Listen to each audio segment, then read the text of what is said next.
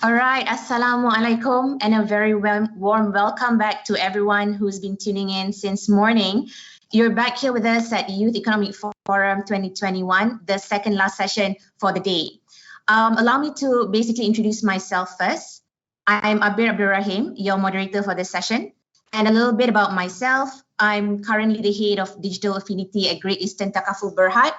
And outside of work, together with my other founding members, I run a women empowerment platform called Lean in Malaysia for the past 5 to 6 years. So before I go any deeper, I would also like to extend my gratitude to the organizer for having me as part of this impressive forum. I've always heard about YEF, never been to YEF before. So this is my first time, I'm a newbie. And especially for trusting me to speak to our esteemed panel to unpack the topic on women's agenda this evening. But before that, I would also like to go through how the session will unfold. Right now it's 7:52, and from 7:50 p.m. to 8 p.m. I will be doing this, which is to introducing myself, the speakers, and the topic for the day. And we will have the speakers discuss from 8 p.m. to 8:40 p.m., which subsequently we will open the floor for Q&A for 25 minutes. And please use the Slido link to post your questions. We will only be accepting questions on Slido. Before we straight away get into it, I would also like all of the audience to turn on your Slido link, because we do want to get a poll on this question that we're posing right now. And if you already have your Slido on, the question on the poll right now, it's live poll. Basically, it is in 1 to 2 words. What do you think is the major challenge faced by women in the corporate sector? Okay, I would like to repeat myself. In 1 to 2 words, what do you think is the major challenge faced by women in the corporate sector? So do submit your answers in 1 to 2 words, make it short and succinct, and we will announce the results when we have sufficient submissions. Okay? All right, so now let's straight away get into it. Again, it is a great honor to be sharing this space on this virtual stage with some of the leaders I look up to in life. Never had I imagined this day would come. In fact, just about 10 minutes ago before we went live, I was nervous because imagine sharing this space with the likes of Tan Sri Dato' Dr. Rebecca Fatima, Amy Morris, and Yeo Eng Peng. So imagine drum rolls in the background, folks. With us here today, allow me to basically say a bit about themselves. Our first speaker for this session, we have Tan Sri Dato' Dr. Rebecca Fatima, the Executive Director of the Asia Pacific Economic Cooperation APEC Secretariat. A bit about her. Prior to this, Tan Sri Dato' Dr. Rebecca was the Secretary General of the Malaysian Ministry of International Trade and Industry, during which she oversaw the formulation and implementation of Malaysia's trade policies and positions. Tan Sri Rebecca is also a member of the World Economic Forum's Regional for Asia Pacific. So thank you again, Tan Sri, for being here with us today. Next, we have Amy Morris, the Chief Executive Officer of Maybank Kim Eng Group, the investment banking arm of Maybank Group. Amy is responsible for the investment banking and investment management businesses across MKE's 10-country regional platform. Amy is also an advocate of sustainability first practices, and her mission at MKE is to humanize financial services by helping clients build more profitable and sustainable businesses that help deliver a more equitable and inclusive ASEAN. Amy holds a master's in history and philosophy of social and political science, as well as a Bachelor of Arts in mathematics and politics, both from University of Essex, UK. Again, thank you, Amy, for joining us today, and glad to see you again after 2 years. So our last speaker for this forum is Yeo Eng Peng, EY Asia Pacific Tax Leader. Eng Peng is responsible for the EY tax practice in markets including Oceania, China, Korea, Japan, and ASEAN. And she leads 9,000 Asia Pacific tax, PAS, and law professionals to help their clients reimagine and transform their tax and finance functions to be future ready. So one of the best things I read from Eng Peng's bio is that she chairs the EY Asia Pacific Diversity and Inclusiveness Steering Committee, and is a member of the EY Global D&I Steering Committee. So definitely, Eng Peng, we're looking forward to pick your insights on some of the initiatives done by EY with regard to gender diversity and inclusion. Stellar speakers we have today with extensive leadership experience in their respective fields, ladies and gentlemen, to unpack today's topic on women taking the front seat. So let's dive straight into it, as I only have 10 minutes, as I mentioned, for this introduction, because I do want to give the time back to the speakers. When I first got the invite to moderate this session, ladies and gentlemen, I thought hard about the topic, right? Women's agenda, women taking the front seat, women in leadership.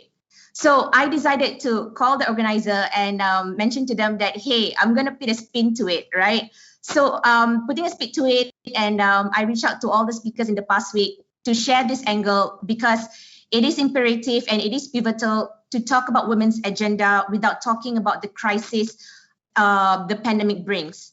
So here's the problem statement to set the tone for today's discussion. According to Global Gender Gap Report 2020, ladies and gentlemen, it will take another 100 years to achieve gender equality based on the current rate of progress.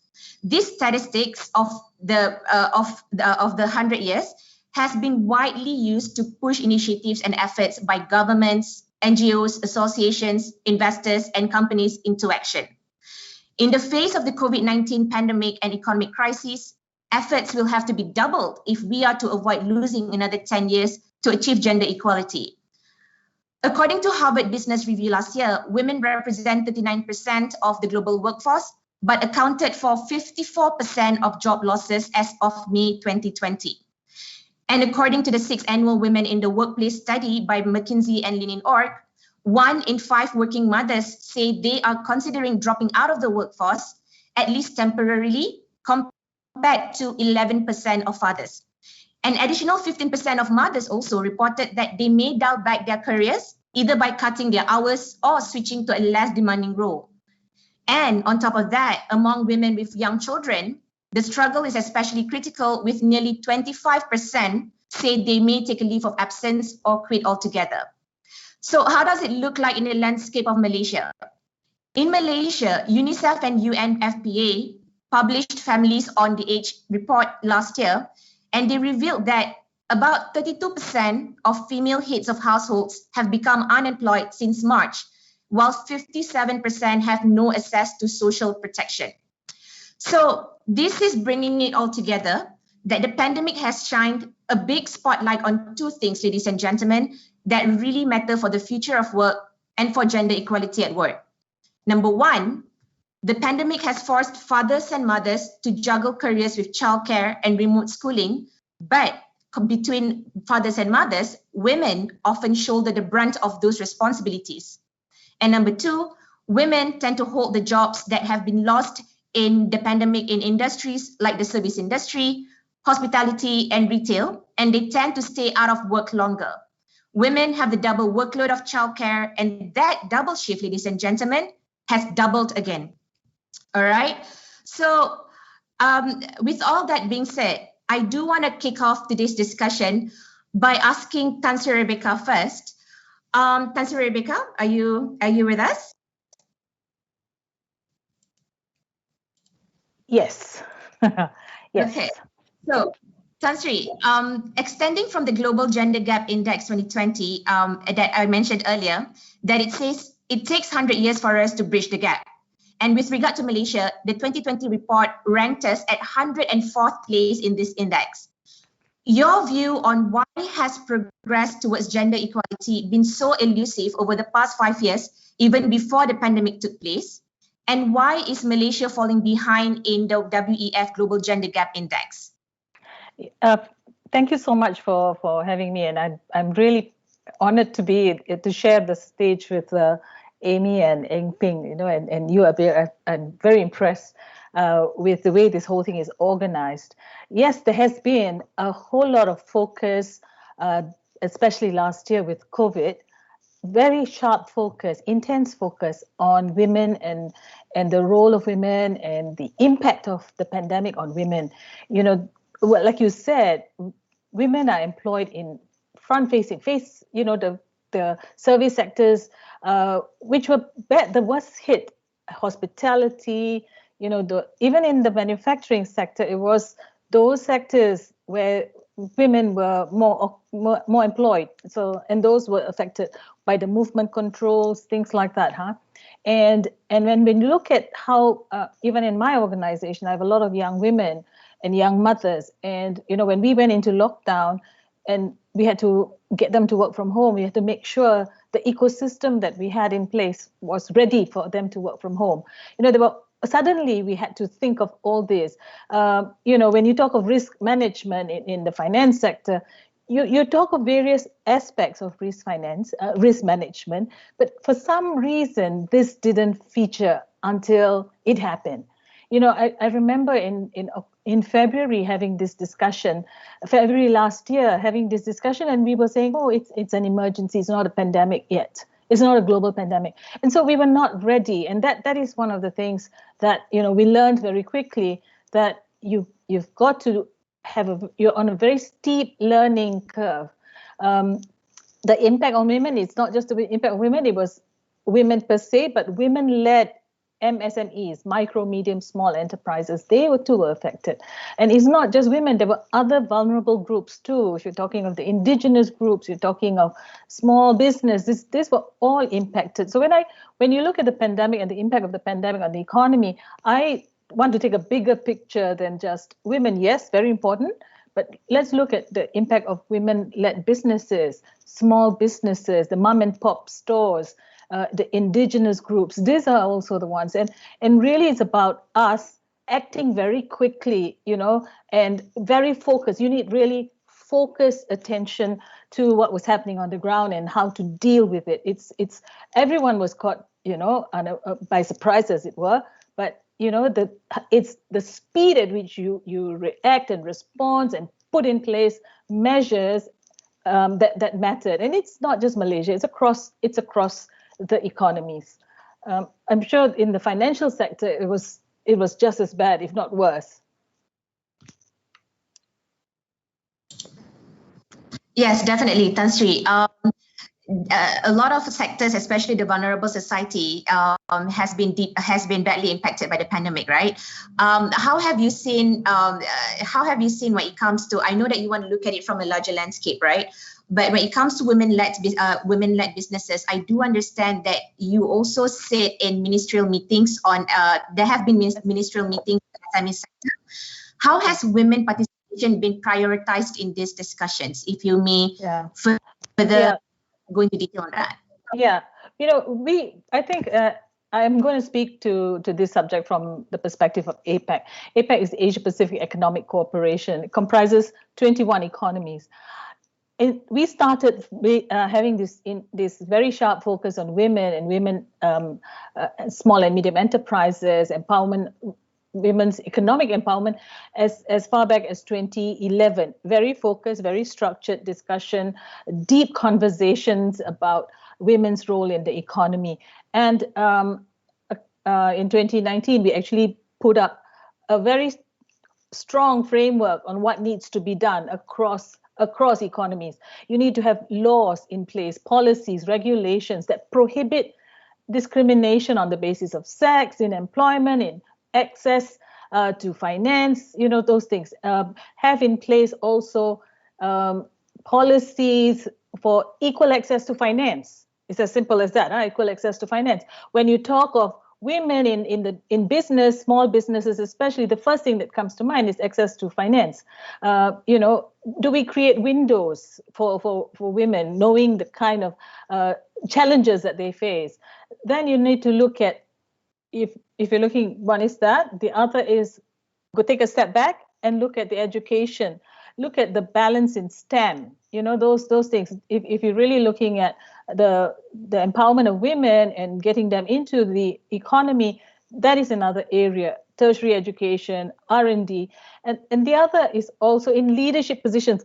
The gap is there, whether it's in the political sphere, whether it's in the economic sphere, social, that gap is there, and we need to address that. So there are a number of measures that we in APEC we've put in place, engaging the different governments, the policy makers, in making sure your policies. We do not a naming and shame, but we we have a dashboard where we capture all the policies and we try and find gaps in our various economies that not intentionally, but because those policies, those laws have been in place for donkey's years, we've not revisited them, right? I mean, in Malaysia too, look at the rights of women, for example, the laws that you have. We've come a long way from independence, a number of changes to our laws and even in the constitution that we made to make sure that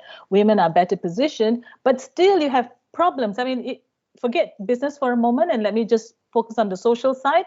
The fact that a mother who's Malaysian, and if she has a child in another country, gives birth in another country, the child doesn't have automatic citizenship. I mean, that's so basic, So we need to look at all these things, look at it holistically, take the whole of government approach, engage the private sector, engage civil society. It's only when those voices are heard from the different levels of society can policy making make sense. I mean, really, you get good policy making.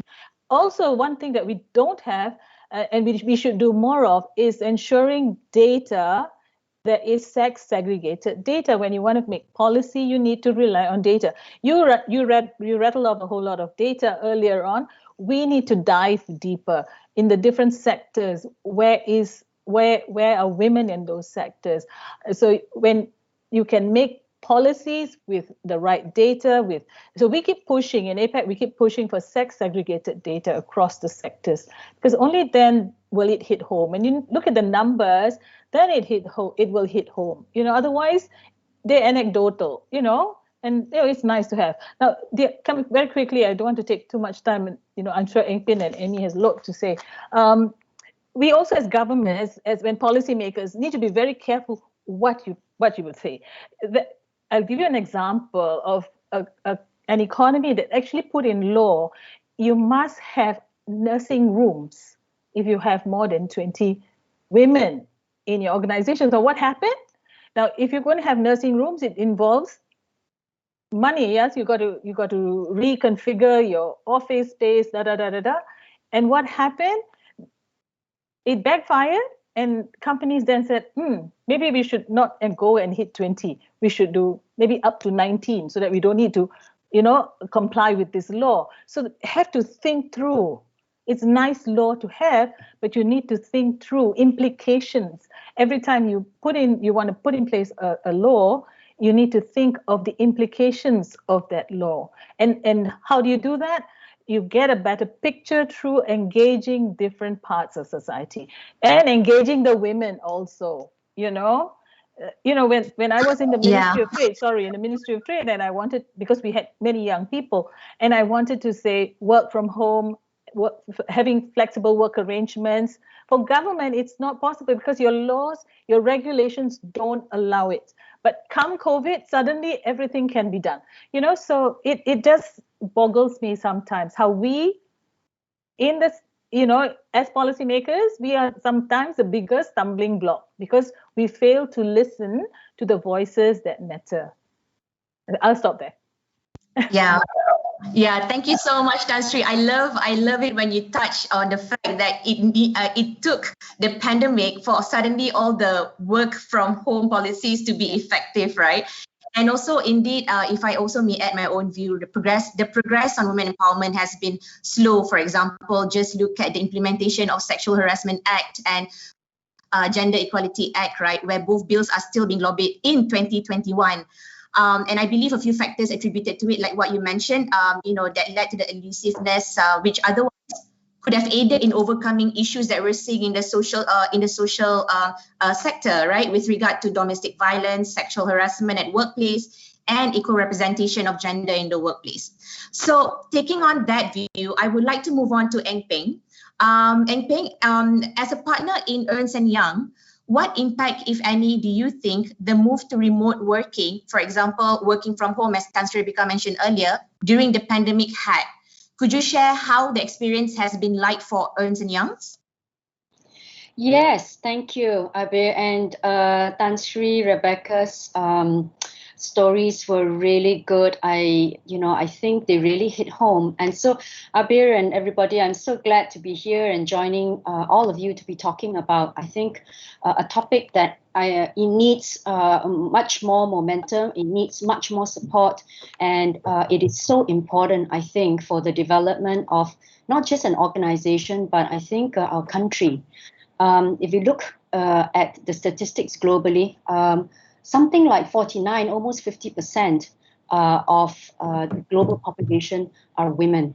But if you look at the representation of women across anything in economics, I think the general observation is it's not well represented. Why? Why? I think one of the framing questions that you had, Abir, to help us prepare is actually why is gender parity and gender equality so elusive? I think I have to start there before I talk about, work from home at EY.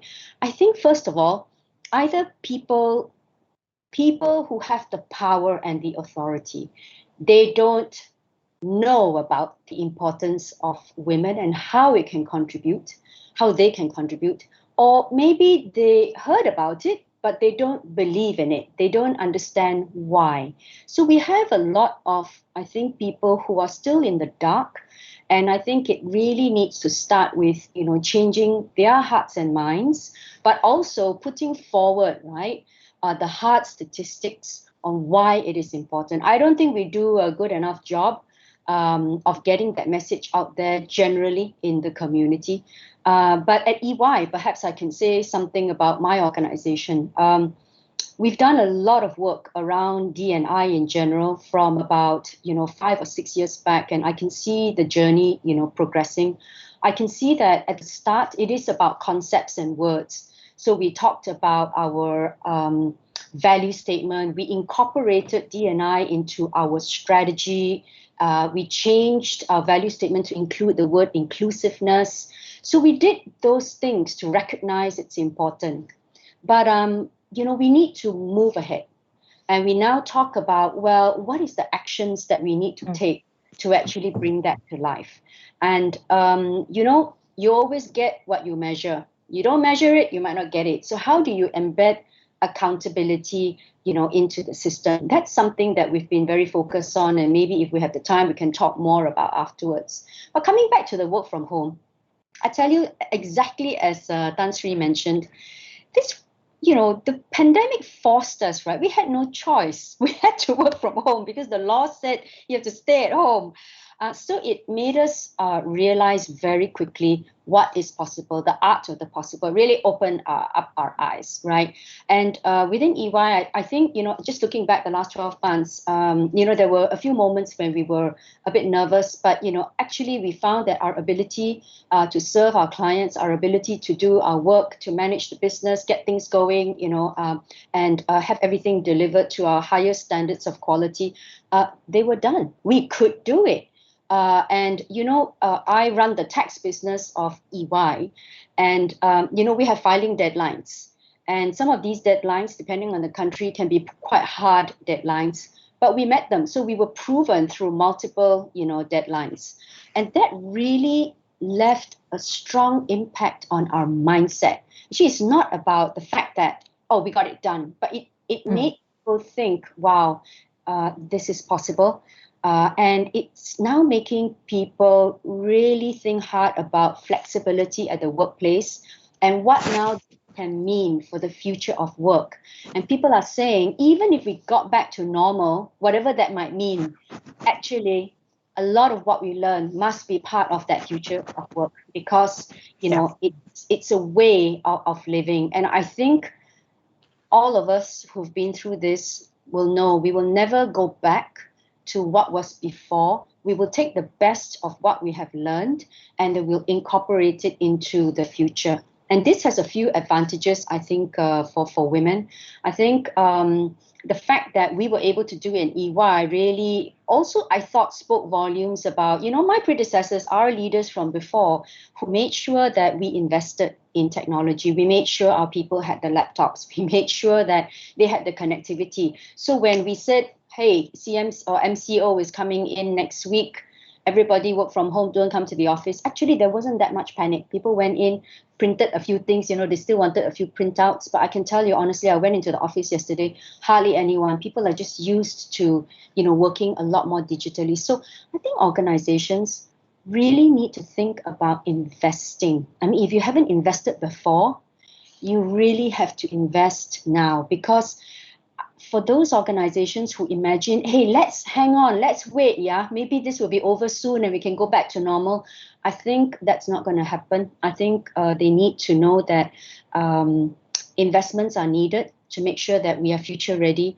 And part of that future, right, is to actually capture the best talent and resources in our society. And that is, half of that is women. Why wouldn't you want to have them with you, unlock all their brain power, unlock their creativity, get their energy, right?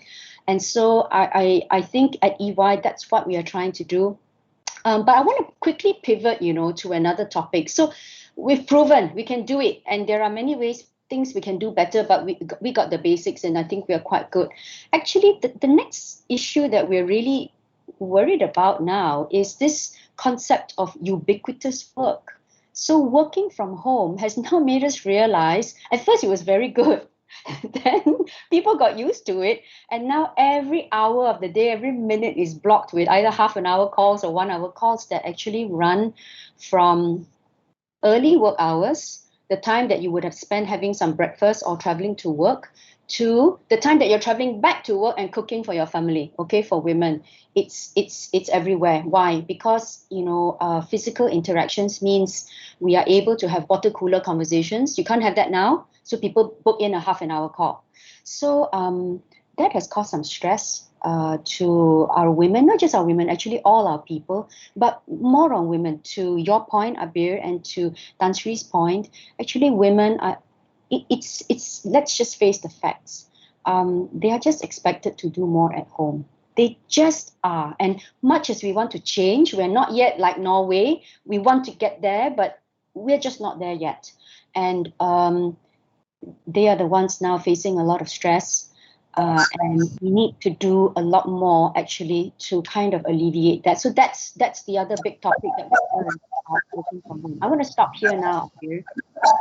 Yeah, thank you, Eng Peng. I think that really segues well into my next question for Amy Morris, even though I'm going to circle back to your point, Eng Peng, because I'm very interested to know what are the policies that Ernst & Young's have put in place from global and trickle down to the local level.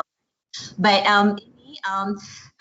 do you think, touching on what Eng Peng has mentioned earlier, do you think the fact that so many companies worldwide had to go remote may end up being a good thing for women in the workforce, and especially in and for yourself, could you share how you have pivoted, shouldering multiple roles, be it professionally and personally? Maybe all of us can relate to the experience.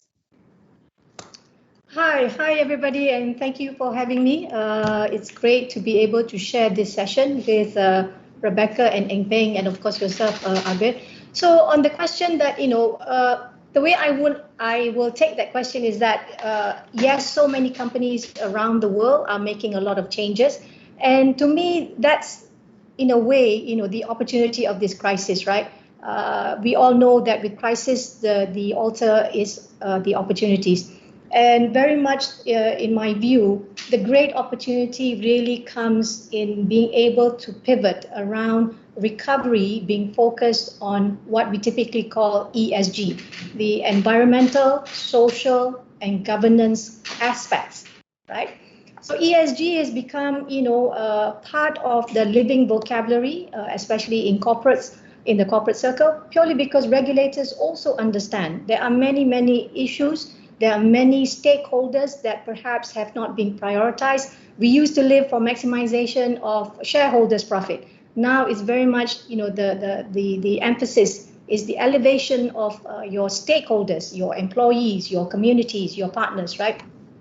So in coping or in responding, right, adapting, adjusting to what's been happening with the pandemic, I think three key things really come to mind.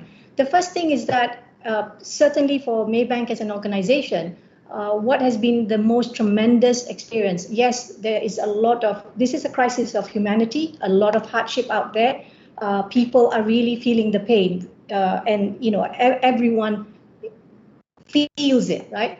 But nevertheless, within organizations, there has been so much humanity also that's rallied around, right? Keeping each other, keeping people, keeping employees, keeping communities and partners safe, making sure that people just reach out to each other, right?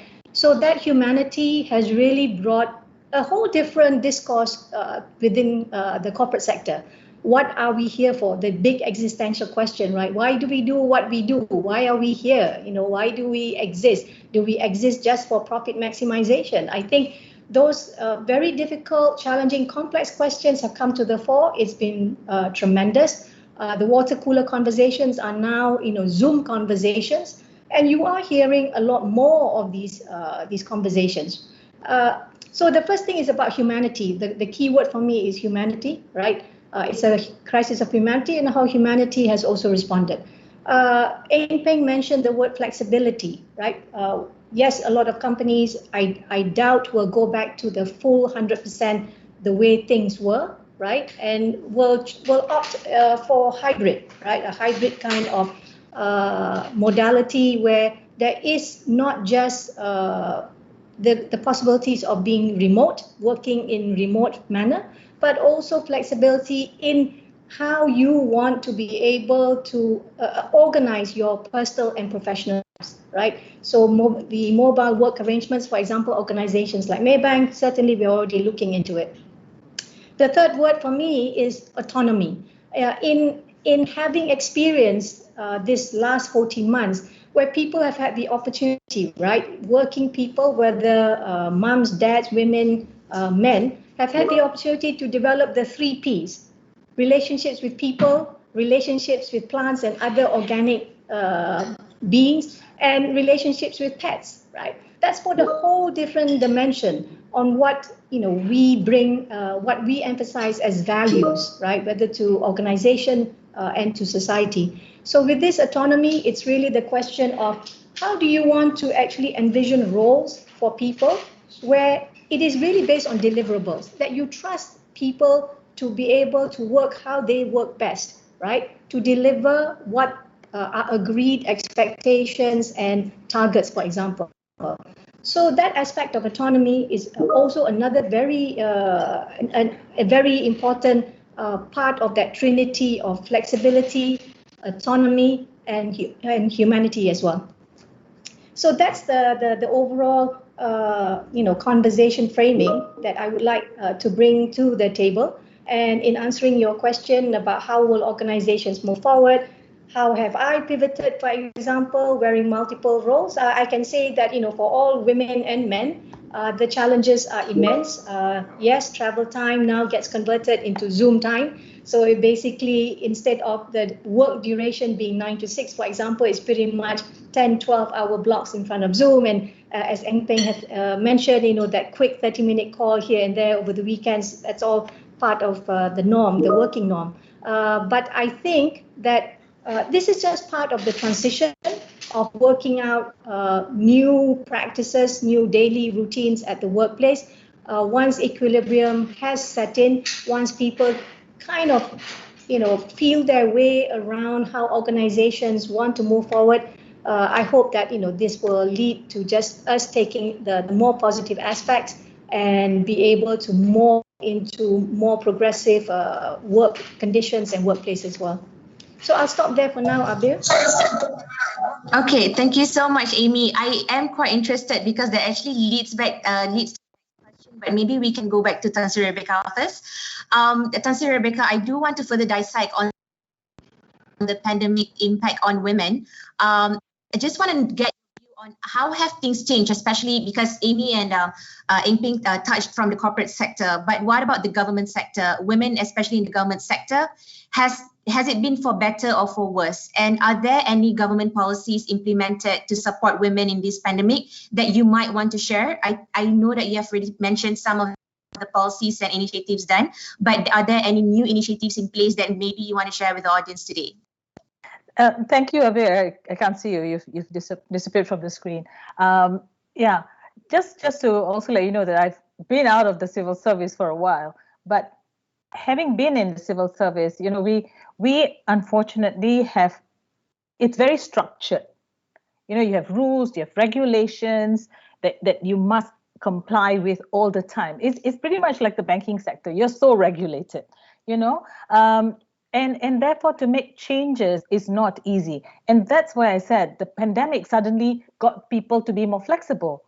And there are a couple of things when it comes to managing people working from home. Those of us who have come, well, let me just say this: upper middle class folks, compare them with B40, a very different experience in working from home. All right, I want to use the word that Amy used, humanity. We have to balance it. Yes, you have no choice. You're working from home now. Is the ecosystem ready for it? EY says they have prepared their people with the necessary, gadgets and electronics, equipment to help you work from home. But what about governments? And that's a different story. Yeah? So you've got to do it very quickly. So so the ecosystem took some time to adjust, and I'm sure they're still adjusting. That's one. Two, when you talk of the civil service, you've got different levels, right? Now, those in the B40 will be very badly affected because suddenly the mums, have a lot more to do. Children not going to daycare, not going to school, they're in the house. So that kind of pressure. And that's where the issue of humanity, how do we facilitate this? How do we help those mothers to continue to be productive, in spite of all the pressures that they're facing? So a lot more humanity, a lot more understanding, a lot more compassion has to be put into how you manage your people. Those days, in the earlier days before the pandemic, I wanted to have flexible work arrangements because I wanted them to have that family balance. How do you manage that? Okay, so to allow these young people to manage young families, others to manage aged parents. You have that diverse group of people in your organization. So you try and put that in place, but the organization wasn't ready.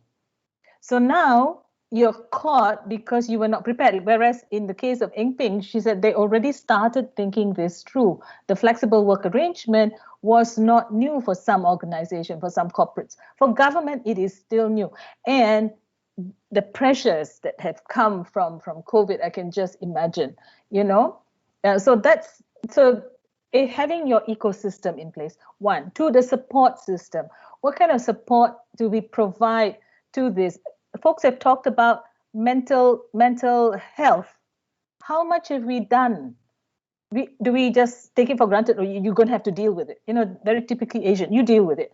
But how much have we done to deal with it? So it comes in a package, whether we like it or not. Some of us are more fortunate than others in that we are maybe 2 to a house or 3 to a house. Our kids have the necessary laptops and connectivity.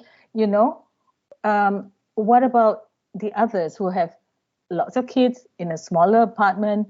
Those are things. So humanity, yes, also the kind of facility, the ecosystem to deal with the mental health issues and the pressures that these women are facing and will continue to face. Thank you so much, Tan Sri Rebecca.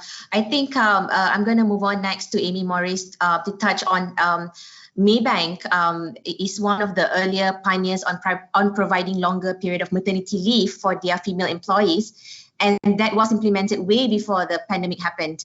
And I remember clearly how it has set an example, a great example for an organization to implement family-friendly policies, right? So just like what Eng Ping and Tan Sri Rebecca has mentioned, that suddenly it took the pandemic to make sure that these policies are effective. So in your view, what can organizations do better during this pandemic to empower the workforce to provide better support for women and parents, especially the points that was brought forth by Tan Sri Rebecca. Parents having to take care of their, aged parents, parents having to take care of their children at home, and there's no clear line between personal and work when it comes to working from home. So, can you share some initiatives that Maybank has taken on in this climate?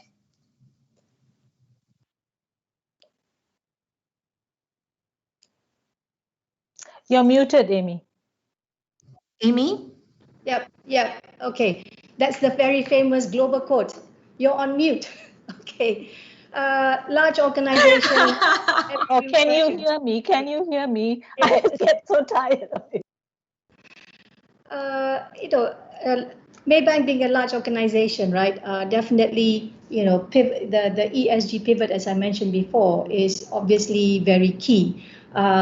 Maybank obviously started with what we call the inclusivity and diversity agenda way back in 2013, 2014, and it has progressed, 2017 with extended maternity durations, paternal leave, etc., etc.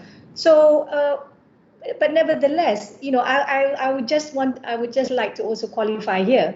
I work for an investment bank, and in investment bank, the environment is very competitive, and I certainly am not going to say that we have suddenly become very accommodative of lowering ambitions or targets. That certainly hasn't happened, right? But I guess it is putting it together that remaining competitive, but making sure that aspects of your E, S, and G are well taken care of. So it's no longer just about CSR, employees' concerns, benefits, welfare. It's not just part of CSR. It is really now forms the crux of the S, right? Where it is about how do you empower women, for example, right? People pay a lot of lip service to women as important talent, as important component of human capital. But again, as has been mentioned also, how do you bring those kind of concepts down to action level, actionable things that you do daily, part of daily ritual and routines.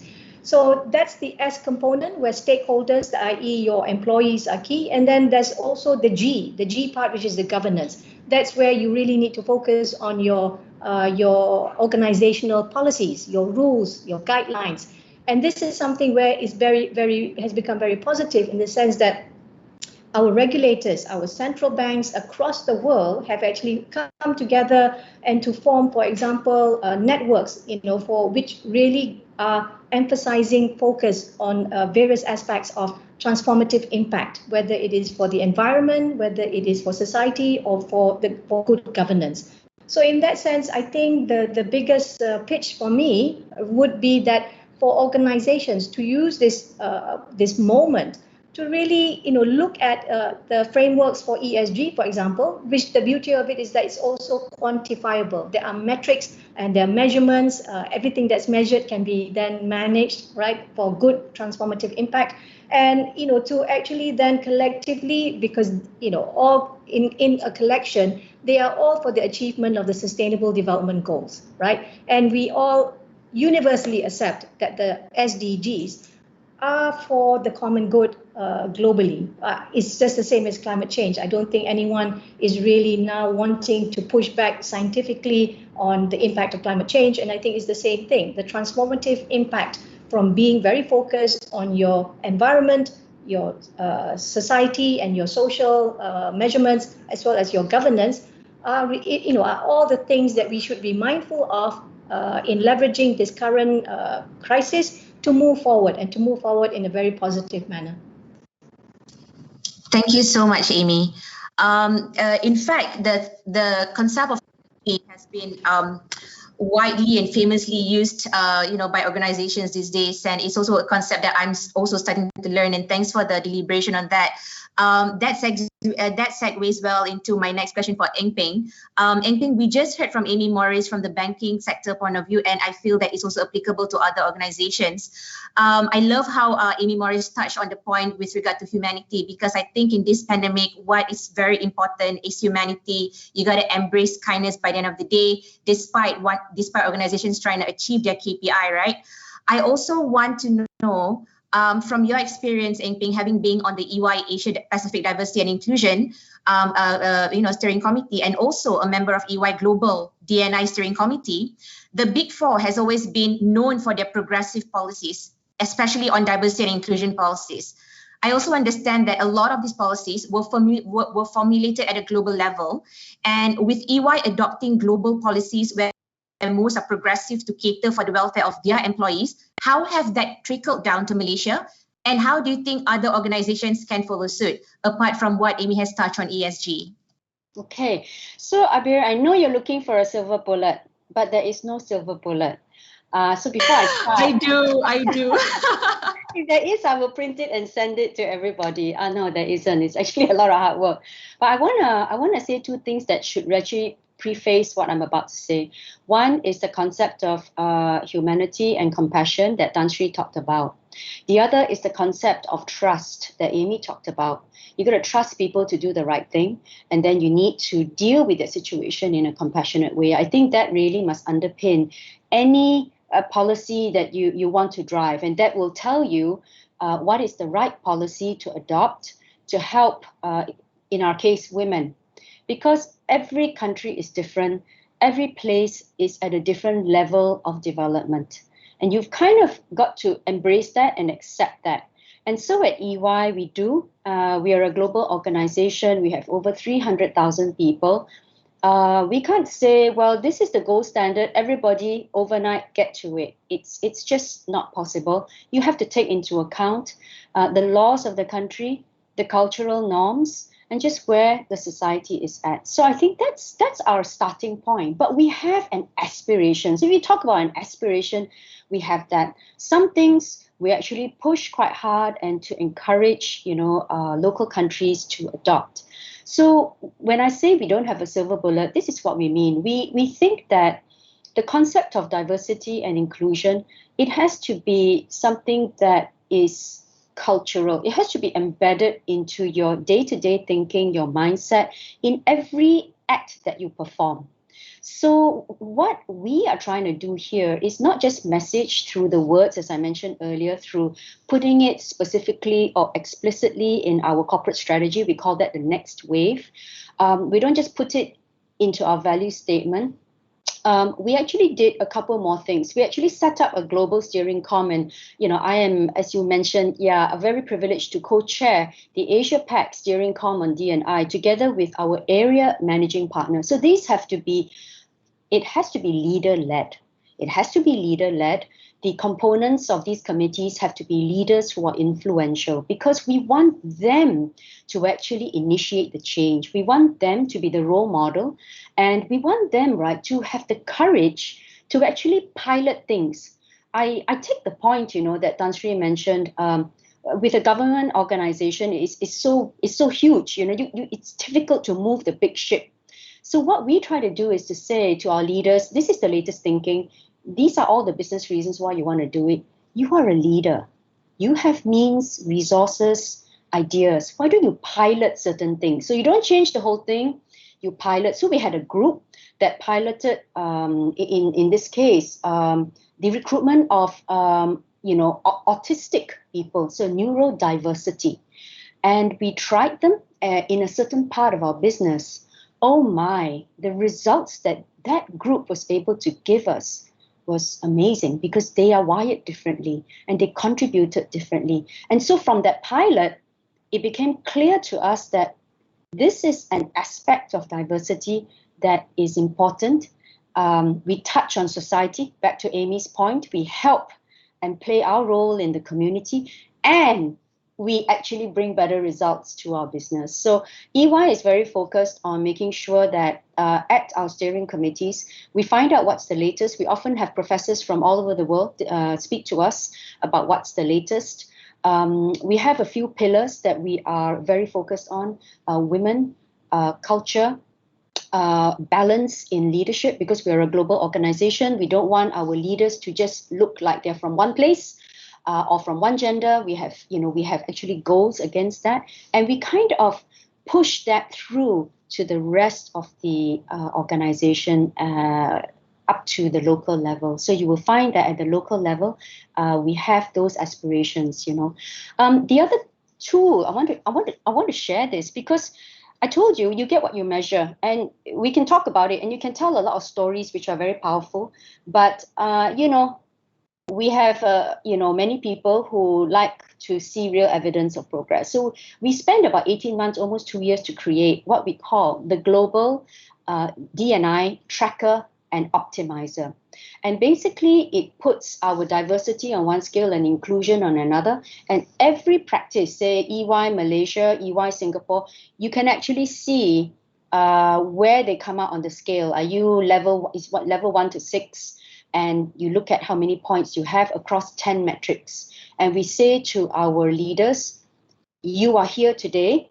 We want to see improvement next year to here and to here and to here. And so how do we get that feedback? We do surveys.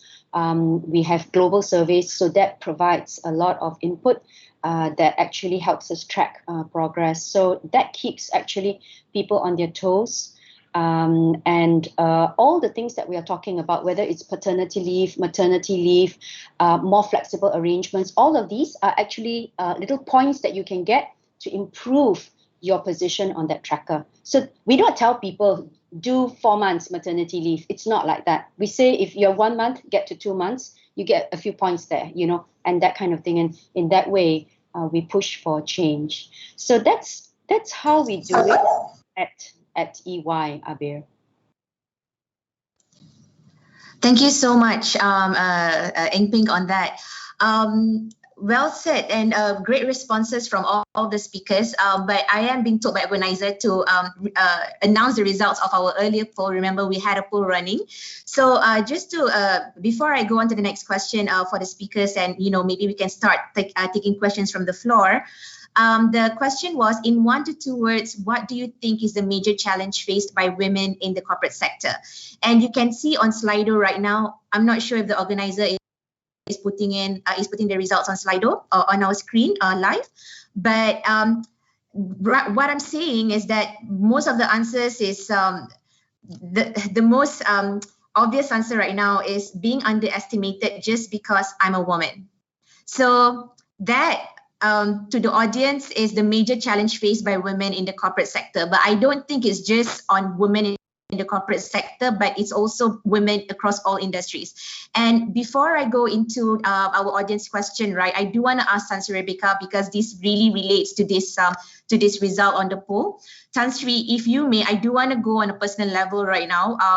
How do you see women representation at leadership levels, especially in a field that is male-dominated, such as MITI? I do apologize if I keep going back to your previous stint.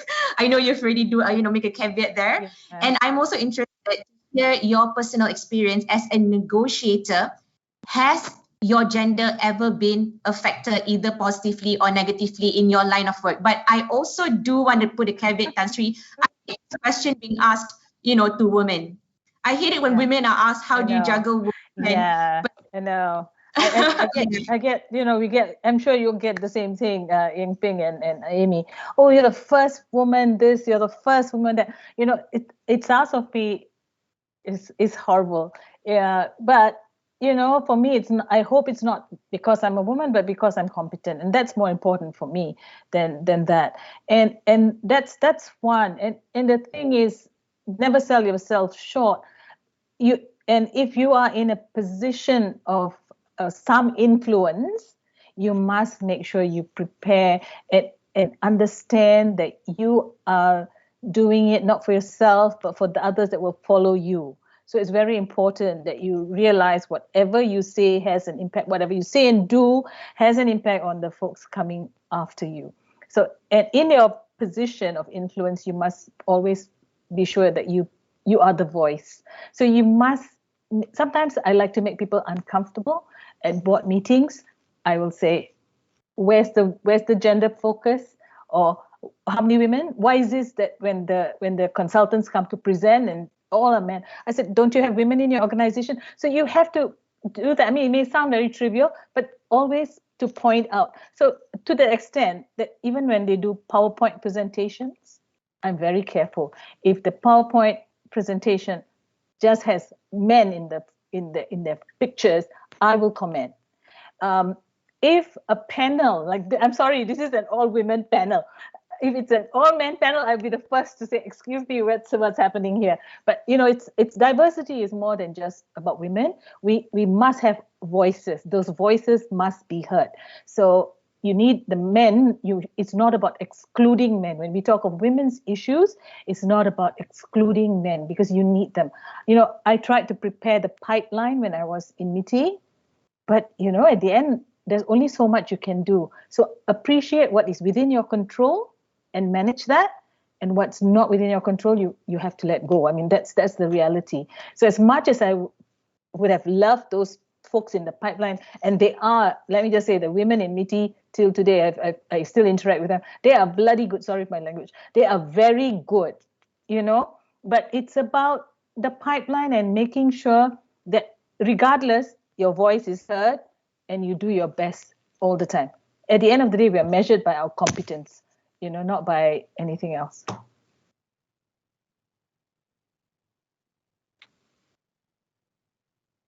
Thank you so much, Tan Sri. I love it. I love that response.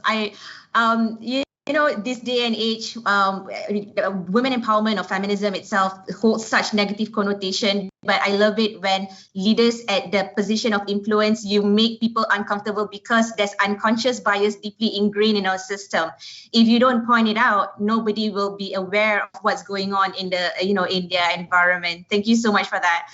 Okay, so we have, we're close to the 9:05, and let's take maybe a couple of questions from the audience. And the first question that I'm seeing right now is, hold on. Okay, we'll go with one that is,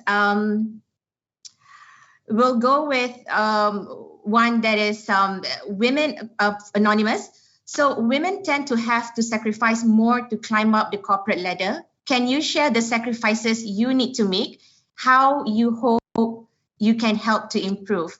Maybe we can have Amy Morris to answer this question. Okay, I guess maybe that's the question for me, being in the investment banking environment. It's the one thing that I always speak to younger women is that women must be their own advocates. That's first and foremost. Please don't rely on your male bosses to protect, defend, and be your advocate, because quite often you will be disappointed. So in that sense, that in order for us to be our own advocates, the key thing that we really need to build is our own social capital. And building social capital sometimes can be very challenging because strategic networking, who it involves, are clearly sometimes in certain industries they tend to be on male terms, if I can say so, and also in terms of the activities that are involved, perhaps are not exactly sometimes very conducive for women. So in that regard, for women, in order to be advocates, there has to also be as what Tan Sri Rebecca said, other senior women being there, women who are in positions of influence and power, to be there to provide that moral courage. To be, for me, instead of mentorship, I try to promote sponsorship, because it is really a lot more, I guess it's a lot more aggressive in that sense, that you will vouch for women that you have nurtured, that you have developed, and you've seen how much they have grown. So that, being a sponsor to other women who are in the pipeline, so that they have the confidence, the conviction of what they're doing, and that they can always have some kind of counsel at the side, or have that kind of somebody just believing in them, right? Because sometimes with biases, it's hard to even distinguish where the lines are blurred, where they start and end. So in that respect, those are some of the things that I think we as women can do for ourselves. Senior women can do for other women in terms of sponsorship, and of course, as companies, for corporate leaders, that building the pipeline, as Tan Sri Rebecca said, must be done very systematically, in very structured way. There must be attention to detail. There must be a constant review. You must be able to measure, because if you can't measure, you can't change. You can't change things. So those are the three levels of perspectives on how we can actually navigate the whole question. It does. Sorry. It Yeah, does also you're help right. to have, sorry, Abir. It does. On sponsorship, you also need to have not just as a woman, but you also need to have some of these men on your side as well.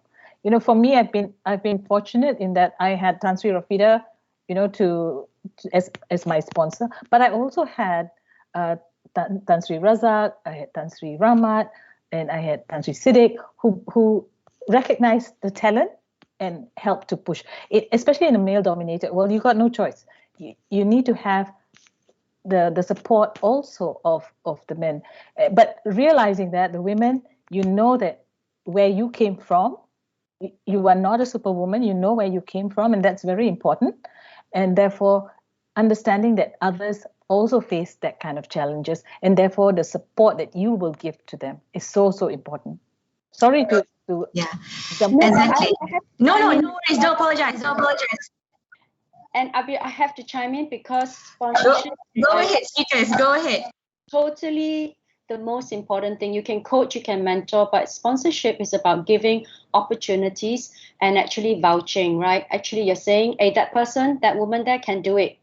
And I vouch for her. That is really important. And I think one of the observations that I've heard some women say, they are actually surprised and disappointed that some of their women bosses are actually not as supportive as their male bosses. What happened to the women who made it? The whole queen bee thing. So I think as women leaders, we need to examine ourselves. And remember, it is not about equality when you actually have an underrepresented group. The thinking must be about equity, and that might mean an extra, leg up, an extra lift for a group that is underrepresented. It doesn't mean that we're being biased. It just means that that's the right way to get to a more equitable outcome. So I think I just wanted to remind everybody, that's really because this is a group of leaders, and for the young women, who are following us. I can't agree more that it's very important to build up actually your own capital. I think in our line, in EY, a professional line, you got to build up your knowledge. People are not going to hire you if you don't know anything, but you got to build up the network as well. It does take the effort, but with the right coaching, mentoring, and sponsorship, you can get there. And you have to put your hand up. Because if you're shy and you're hoping to be noticed, it's tough. So you need to actually be out there and ask for that experience. It is with experiences that you can actually get success. Without experiences, you will always be seen as not exposed enough, not experienced enough, need to do that before she can do this role. So don't put yourself in that position. Ask for the opportunities. Thank you so much for the responses. I do agree with all of the three speakers. It is very important, sponsorship, mentorship, and also to have male allyship at work for women to thrive in the at workplaces, not just in the corporate sector, government sector, NGOs, community level, and all that.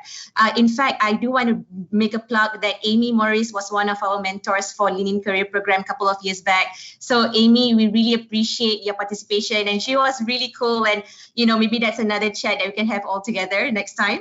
Okay, maybe we can take one last question from the audience before we wrap this up, because I have saved one final question for all of the speakers myself. I apologize for being selfish on that part, but one question from the audience, which really jives well with all of the 3 points that we mentioned earlier, by Tunku Izni Kristina. Why is there less representation of women in senior management positions, especially in C-suites? And what can we do about it? Anyone want to take that question?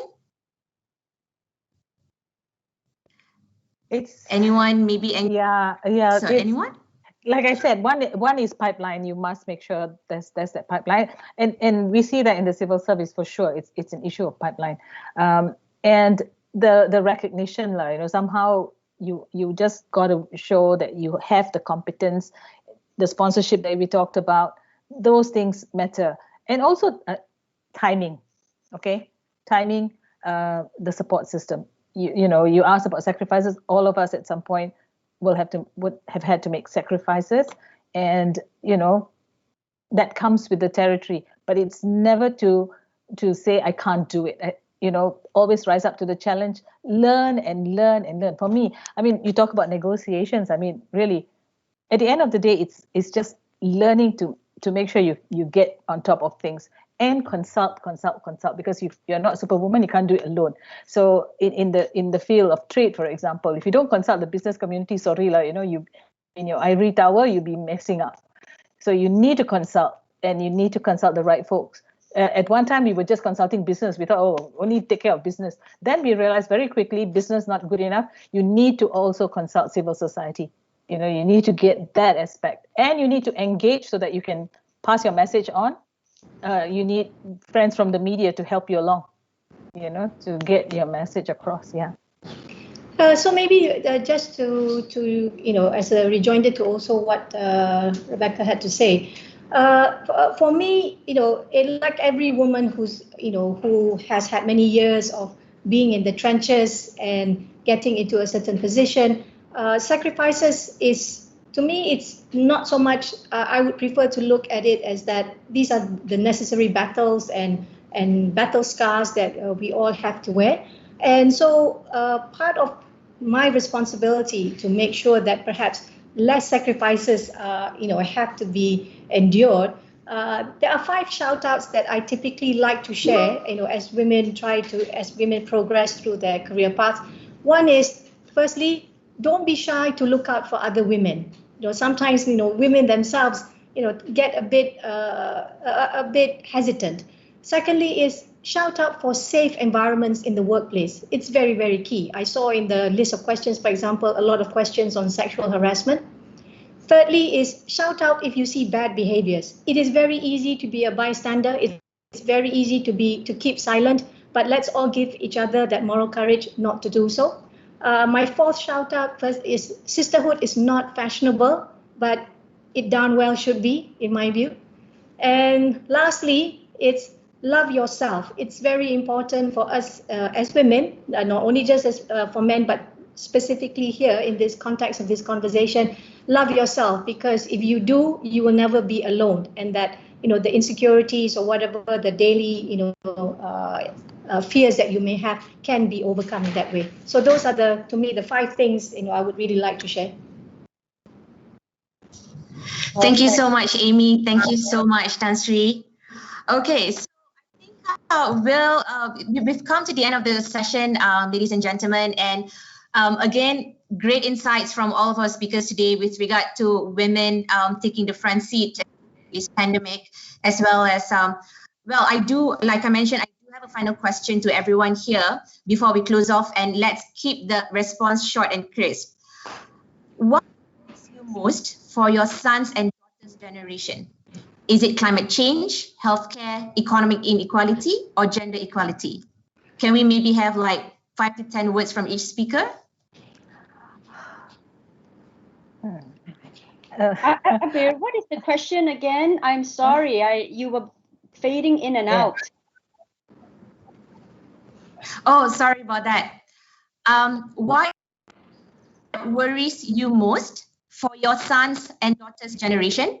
Is it climate change, healthcare, economic inequality, or gender equality? For me, it's social justice. Really, at the end of the day, I want a fair and just Malaysia for my next generation.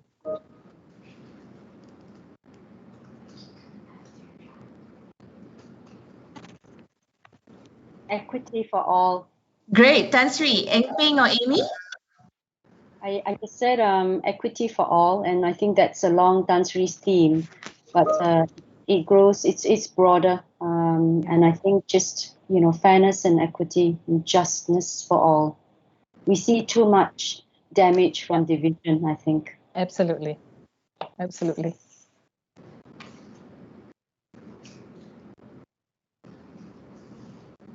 I'm not sure whether Abir is okay. So I guess for me, being a financial person, all of them keep me awake. And certainly, I have two teenage sons, and they keep me on my toes for sure. But out of for me, all these concerns are things that I really do want to take a battle with, simply because I think that ultimately it is to make sure that them and their generation have the best chance at being happy and having a fulfilling life. Yep. Thank you Absolutely. for that. Can you hear me? Am I stuck? Yes, you can. Yep. Okay. So thank you so much, Tan Sri, Amy, and Eng Ping, and ladies and gentlemen. We've unpacked today's topic from the lens of women like themselves, looking deep. How has the pandemic impacted women leadership and gender equality movement? How it has further worsened inequalities, gender equality at all levels. It is a double-edged sword situation. With more women taking the front seats, the right policies at workplaces can be formulated to cater for this new norm, not just for men and women with families, but also for the young workforce aspiring to climb their career ladder. We need to keep on continuing this conversation, even post-forum, because it is not enough, there's not enough light shed on the need to reframe leadership and rebuild workplaces. So once again, thank you to the organizer for having me, and thanks again to all the speakers for spending time. But I do want to share this quote because it resonates well with all of the things that the leaders have mentioned here. It's also in conjunction with the International Women's Day 2021 on the theme of Choose to Challenge. So this is my favorite quote by Rupi Kaur. I hope I'm not stuck when I'm mentioning this. It says, I stand on the sacrifices of 1 million women before me, thinking what I can do to make this mountain taller so the women after me can see farther. Yeah. So that's it from us. Thank you so much, Youth Economic Forum 2021, and have a great weekend, everybody. Assalamualaikum. Thank you. Thank you. Thank you. Bye-bye.